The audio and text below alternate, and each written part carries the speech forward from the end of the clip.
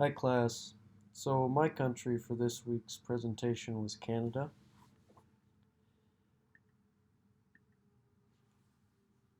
I found a really funny quote from Robin Williams where he was saying, "You are the kindest country in the world. You are really like a nice apartment over a meth lab." I saw that and I found it quite interesting and thought I should include it in the presentation. Its geographic location. Canada is located just north of the United States. It actually shares the longest border with any country in the world with the United States. It's surrounded by the Pacific Ocean on the west, the Atlantic Ocean on the east, and the Arctic Ocean to the north. Now, land-wise or area-wise, Canada is the second largest country behind Russia.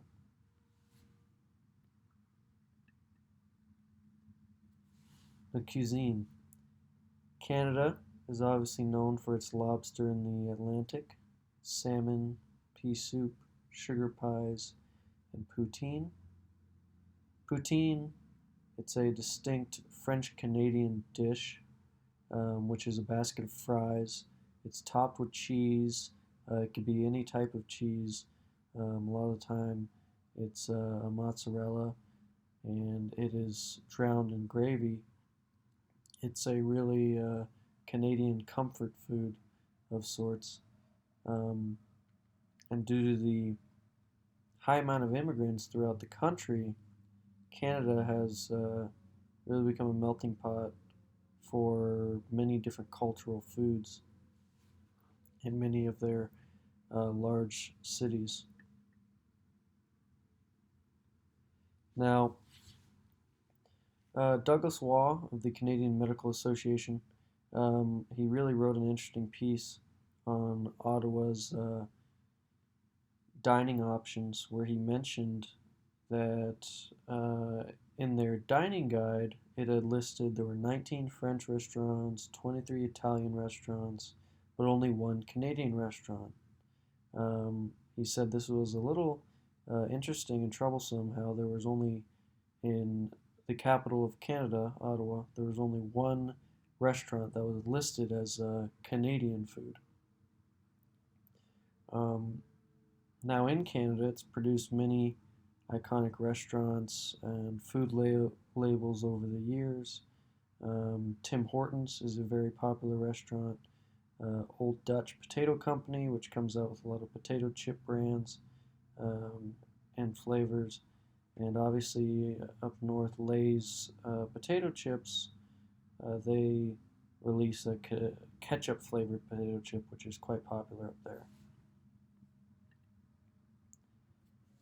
Language and dialect. Canada has two official languages, English and French. They were both given equal status under the Official Languages Act of 1969, basically making the government see both languages as equal to each other. Now, 23% of Canadians reported their primary language is one other than English or French, which is quite interesting. You see almost a quarter of them reporting that their primary language is not either of those. I think it shows the really diverse immigration that's going on there. Now, the third most frequently used and fastest growing language in Canada is Mandarin, which is a form of Chinese.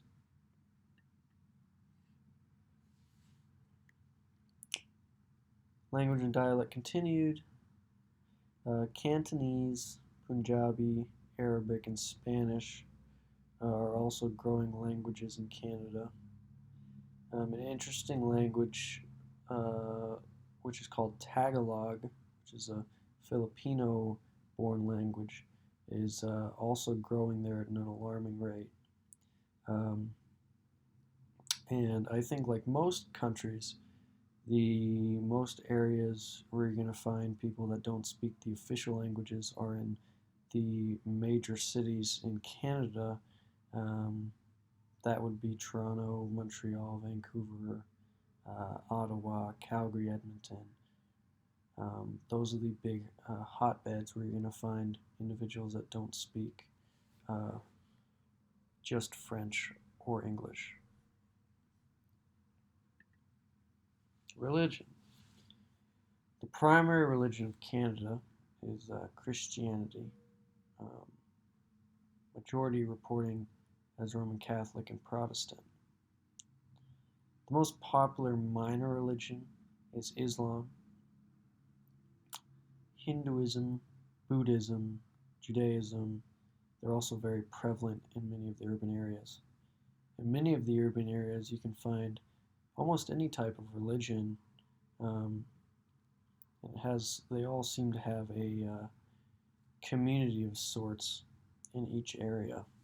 But you're going to find more of the minor religions in more of the urban areas instead of the rural areas.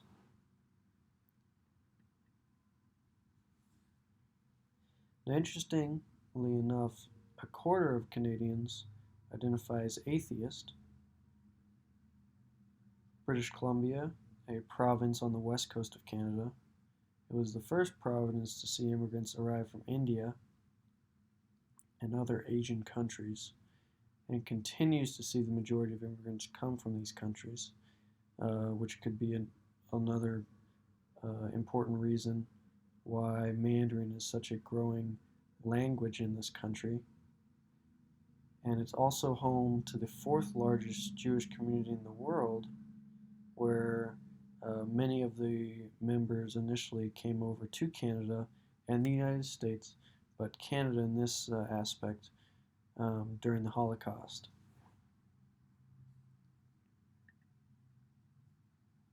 Now, some fun information about Canada. It is the most educated country in the world, degree-wise, where its citizens holding a degree. Um, Interestingly enough, it has the longest street in the world, which stretches nearly 2,000 kilometers, which is startling. Um, and it starts in Ontario and concludes near the Minnesota border.